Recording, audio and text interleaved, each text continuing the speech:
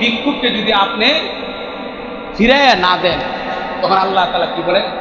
আল্লাহ তাআলা সূরা দোহার মধ্যে বলেন, ওয়া আম্মাস সাইলা ফালা তানহার। আল্লাহু আকবার বলেন।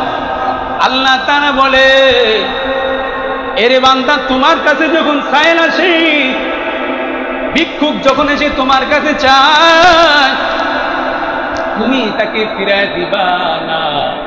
ওই ভিক্ষুককে তুমি 1 টাকা মারো, 1 টাকা দাও, কিন্তু তুমি তাকে খালি হাতে ফিরায় দিবা না।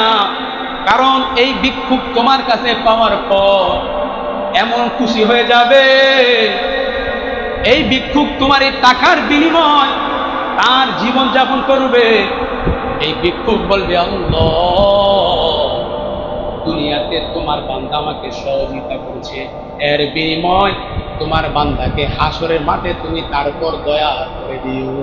সুবহানাল্লাহ।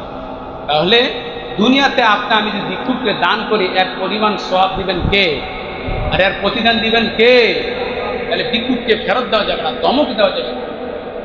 আল্লাহ তাআলা বলেন, ফি জান্নাতি ইয়াতাসাআলুন আনিল মুজরিমিন মা সালাকাকুম ফি সাকার ক্বালু লাম নাকু মিনাল মুসাল্লিন ওয়া লাম নাকু নুতঈমুল মিসকিন।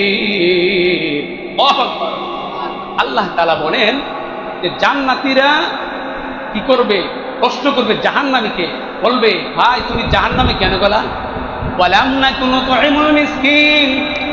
ওই জাহান্নামী জান্নাতীর প্রশ্নের উত্তর দিবে, থেকে বলবে, ওরে বন্ধু, দুনিয়াতে তুমি গরিবদেরকে দান করেছো, আমি দেখলাম ঠিক, কিন্তু গরিবদেরকে আমার কাছে যখন আসতো, আমি গরিবদেরকে টাকা দিতাম না, পয়সা দিতাম না, আমি গরিবদেরকে ধমক দিয়ে তাড়িয়ে দিতাম। এর কারণে আল্লাহ তাআলা আমাকে জাহান্নামে দিয়েছে। নাউজুবিল্লাহ পড়ে। তাহলে একজন গরিবকে দান করে জান্নাত দিবেন কে? কথা বলে, জান্নাত দিবেন কে?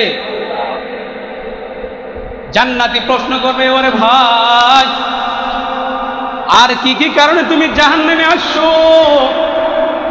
এরে বন্ধু, আমি আমার দুনিয়াতে থাকা অবস্থায় যখন মসজিদ থেকে আযান হতো, মসজিদ থেকে যখন মুয়াজ্জিন সাহেব হাইয়া আলাস সালাহ, আসো কামিয়াবের দিকে, নামাজের দিকে, হাইয়া আলাল ফালাহ, আসো কামিয়াবের দিকে, একের পর এক বলে কি বলে না? কথা বলে, আযানের মধ্যে মুয়াজ্জিন সাহেব হাইয়া আলাস ফালাহ বলে কি বলে না? বলে আসো কামিয়াবের দিকে, আসো নামাজের দিকে। কিন্তু আমরা কি করি? আযান শোনার পর মসজিদের সামনে দিয়ে বেগে যায় কি যায় না? বলে, আমার বন্ধু তো দেখলো নামাজটা পড়ে যায়, নামাজটা পড়ে যাস না। ভাই আমার কাপড় নষ্ট। না, আপনার কাপড় নষ্ট?